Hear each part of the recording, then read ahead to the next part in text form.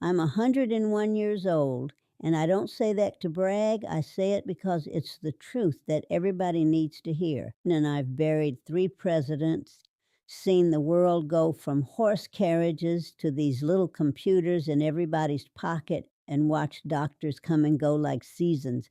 Every cardiologist who told me my cholesterol would kill me, dead, gone, all of them. See, that's what they don't want you to know. The ones making the noise about what you should and shouldn't eat, most of them ain't even around long enough to see if they was right. My name is Betty, and I'm here to tell you something they don't want spread around.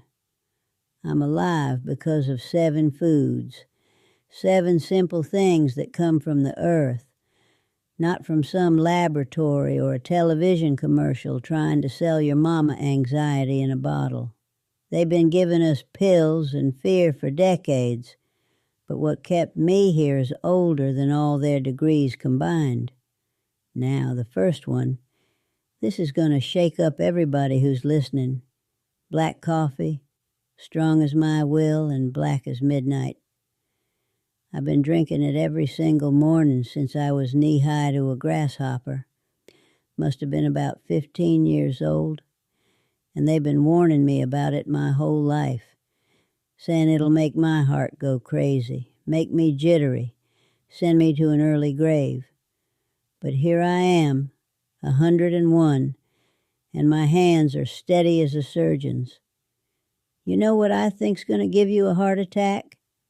All that stress they put on you about 1 cup of coffee. All that fear in the world. That coffee right there, it's full of antioxidants. That's what they call them fancy compounds that protect you from inside. And it's God's natural alarm clock telling your body it's time to wake up and do something with this day. Just drink it black. Not all that sugary cream nonsense that tastes like a dessert parlor. That's what kills you. The second reason I'm still here is what I call God's candy. Berries. Any kind will do, but I'm talking blueberries, blackberries, raspberries. The kind I used to pick wild from behind the house when I was a girl in Mississippi, just running through the bushes with my basket till my fingers were stained purple. Now I get them from the store, but I eat them every single day, a big handful, and they're sweet without that poison sugar that rots you from your bones outward.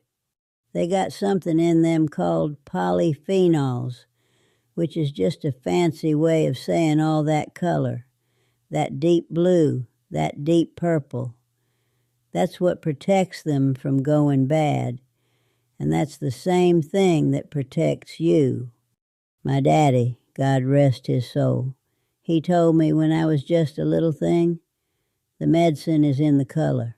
That stuck with me my whole life. Third thing keeping me breathing is fatty fish, salmon, sardines, mackerel, the oily kind that people used to think was poor people's food. We didn't have much salmon growing up in the Delta, but we had sardines by the dozen, ate them straight from the can, and my husband used to laugh and say it was a poor man's lunch. I told him it was a rich woman's medicine, and I was right. Your brain is made of fat, actual fat, and it needs good, clean fat to keep all them thoughts moving right, keep your memory sharp, keep the sadness from settling in like fog on the bayou. That EPA and DHA, that's the oil that keeps the engine from getting all rusty, keeps you thinking clear, keeps your spirit lifted. They want you worried about mercury in fish, but I'm more worried about forgetting my grandchildren's names because I ate nothing but chicken breast and fear. Fourth thing, and this one they lied about for 50 years straight, eggs, the whole thing, yolk and all. 50 years they told us that yolk would clog our hearts, scared an entire generation away from one of the most perfect foods God ever created. It's a lie, pure and simple. The yolk is where all the power lives. That's where the choline is for your brain, the lutein for your eyes, all of it wrapped up in this perfect little golden package that came straight from a chicken. I've eaten 2 eggs every morning, fried in bacon grease for decades, and my heart is still beating strong, thank you, Jesus. 5th, and this one's going to make the young folks uncomfortable. Good, grass-fed red meat. Real red meat. The kind that comes from a cow that actually walked around in the sunshine, not something that spent its whole life in a dark box. They tell you it'll kill you, that it'll clog you up, that you should eat chicken and vegetables and feel grateful about it. But your body needs what's in that red meat. It needs the iron that keeps your blood strong, the B12 that keeps your mind sharp, the carnitine that keeps your muscles from turning to water. When folks get old and weak, they think it's just age, but it's malnutrition, wearing a fancy name. You want strength, real strength that comes from deep in your bones. You need what a cow, a machine for turning grass and sunshine into nourishment, can give you. 6th, fermented foods, and we didn't call it that fancy thing when I was growing up. We called it sauerkraut that Grandmama made, pickles in mason jars that lined the cellar, buttermilk from yesterday's milk, living food full of good bacteria that your gut needs the way a garden needs good soil. If your gut is just weeds and poison, you're going to be sick and tired and old before your time. These fermented foods, they put the good bacteria back in there. They keep everything moving right. They keep that garden fertile. A happy gut is a happy life, and a happy life makes a long life. Last one, my little secret, my treat, my magic. Raw cacao, not chocolate.